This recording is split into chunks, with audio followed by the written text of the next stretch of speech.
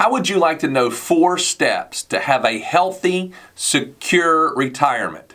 Well, by the end of this video, you will gain clarity for your personal retirement plan, and you're going to have action items to secure your retirement. To learn more about securing your retirement and all the different elements you need to know, subscribe to our channel and hit the bell to be notified when we post a video every Monday. We have helped hundreds of our clients gain clarity and get on the path to a comfortable and happy retirement. Now it's your turn. Let's dive in. Welcome, everyone, to our Retirement in Action podcast. Today, we are going to finalize what we have now done for a few weeks, not back to back, but we've been doing a podcast, How to Choose the Right Financial Advisor for You. And we've really taken people through an entire process, things that need to be aware of, mistakes that could be made. And today we're going to do one that is called 4 Steps to a Healthy, Financially Secure Retirement. You think about that. That's what everybody wants, is they want to have a healthy, financially secure retirement. And Merce and I have been talking through some of the mistakes that people make. And so we want to talk about now what to look for if I'm going to go out there and pick this advisor. What are things that I need to make sure I am aware of? So we've basically got 4 steps that we're going to walk you through. And again, if you're listening to this and you're thinking, oh my goodness, I can't take notes, don't worry. We have a blog article on this very, very topic, and it is right on our website. So you can go to the blog page and get access to this particular topic. So step number 1, make a commitment to yourself to get your checkup done. Now you think about that. I'll tell you this, I was talking about it the other day. My wife was like, you need to go get your physical with your doctor. And I was like, yeah, well, I mean, it's not like I got to do it right now. So we started thinking about how long had it been since I got my physical. And it had been somewhere around 5 years. And that's just one of those things that you procrastinate. Some people do. I did not really want to do that. Well, the same is the case when it comes to our financial well-being. And sometimes people just put it off. Maybe you think, I'm going to do it once I get all my statements together, or I'll do it when I actually figure out how much money I spend, or I'll do it when I get closer to retirement. Here is the thing that I think I want to make sure that we encourage you to do, is that you want to set a goal. Now, we're not saying tomorrow, but if you say, look, I'm going to get my checkup done in 30 days, 60 days, 90 days, I don't care. You set a goal and then you work toward that. And even if Merce and I get people in the office all the time that do not have all their stuff, right? But we still get started. And then they still are, oh, okay, I now know where to go get this. I know how to go handle this. So I'll just say it again. Make it a point, schedule it. Even if it's 90 days out, go ahead and schedule it to get your checkup done. Yeah, I think that is very important. Just getting it scheduled and then following through with that. I love the story about the physical. For me, it's my dentist, right? It's very hard to keep up with trying to see your dentist every single year. My eye exam, they kind of forced me into it because I wear contacts. And so I run out of contacts. And the only way to get more contacts is I have to go see the eye doctor again. But the dentist, that's kind of on you, just like finances. So step number 2 that I have for you is list your objectives. And this is not listing objectives from the sense of what you want your retirement to look like and how that's going to play out and when you want to retire. But that's all going to come with once you've figure out how you want to work with a financial advisor, or if you want to work with one at all. So listing out what type of relationship you are looking for financial advice. Is the relationship that you need primarily just signing up for a newsletter, or is it just utilizing Google and kind of doing it yourself? Or maybe you've decided, I do need to work with a financial advisor. I need someone to take this off of my shoulders, this bearing weight that's going to help me answer the question of, do we have enough, and when can I retire, and what's my retirement going to look like? And then we've already talked to you quite a bit. There's different types of advisors out there. And so you have to make these objectives as to what are you looking for in an advisor. There's advisors out there that are very product based. There's advisors out there that are very holistic planning approach, and they look at the whole scenario, like the investment management, like the retirement planning, the tax strategy, the estate planning, everything that comes with retirement is very important to retirement. Other objectives could be, hey, I need to work with I would like to work with a fiduciary, or maybe that's not that important to you. I hope working with a fiduciary at the end of this series has become pretty important to you. And then you can ask yourself, does a certification sway me one way or the other? Raiden and I, we're CFPs, or certified financial planners, and we have a lot of clients that come to us for that reason, because they know that we've done the education and the hard work to get those credentials. Some of those other credentials just don't stack up. Not saying that they're not valid, but you got to ask yourself, what are you looking for in that arena as well? And then we've talked to you several times here on fee, as to how advisors get paid in different scenarios when it comes to the product that they're selling, or the investment that they're selling, or the fee that they're charging for planning. So you got to ask yourself, what is the objective here? What's going to feel like it's going to serve you the best? And then also understanding the value that you are getting for the fee. So just a few things to think about when you're listing objectives. If you have that list built out in front of you, and you take that to your advisor meetings as you're searching for that person, and just see if they match up with what you're looking for. All right, very good. Step number 3, ask questions. So now imagine that you're either researching for a financial advisor, or you're talking to one. I'm going to give you 8 questions. And remember what I said earlier, there's a blog article on this on our website. It's going to have all 8 questions there for you. So do not worry if you're trying to take notes. But these are questions that could be tough. They could be tough for the financial advisor if they're not able to answer these in a positive way. But you need to know the answer to these questions, and it's extremely important. So I'm going to take you through all 8. Number 1, you need to ask, do you work as a fiduciary? Do you work as a fiduciary? Now, be careful to listen to the answer, because if they say, oh, I treat all of my clients as a fiduciary, that's a play on words.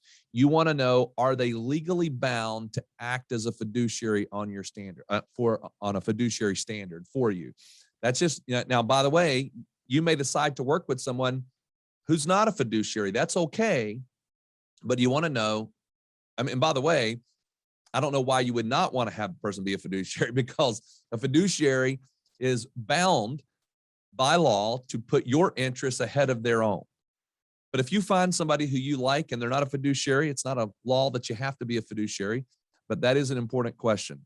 All right, second question. Are you registered with our state securities regulator? Now, this one's important because of scams and Ponzi schemes. If the person is not registered or can't show you that they're registered with the state securities division, that might be a red flag, meaning that whatever they're offering to you, it's not done properly. So keep that one in mind. Number 3, how long have you been an advisor? That's going to give you a sense of where their knowledge is. If they say, hey, I'm just starting out, that might be okay if they work right along with an experienced financial advisor. But at least, again, these are things for you to know. Number 4, and Merce just talked about this a little bit, but what are your credentials? Are you certified as a financial planner?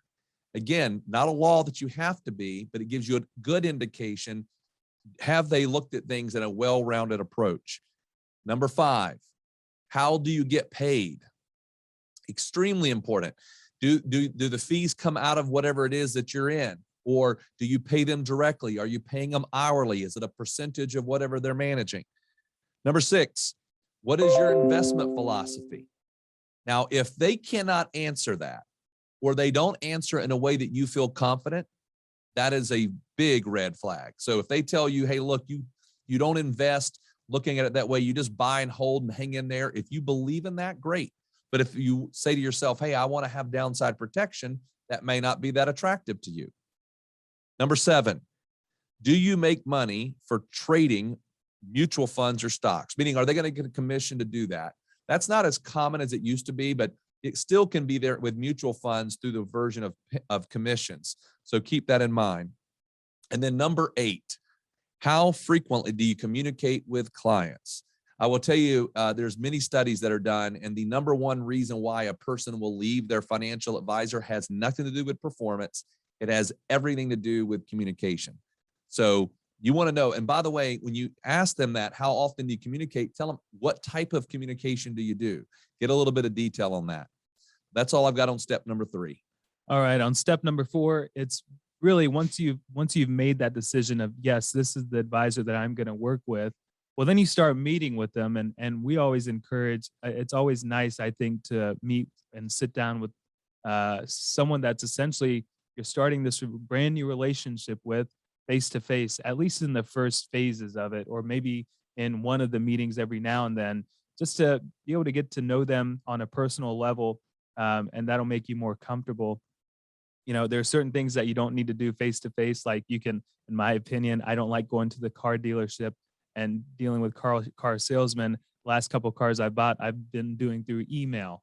You don't want to do that in this situation with your financial advisor when you're talking about these life-changing events and building out these retirement plans. Yeah, you can do some information sharing, but at the end of the day, when you're making decisions on your retirement future, you want to be meeting with them face to face.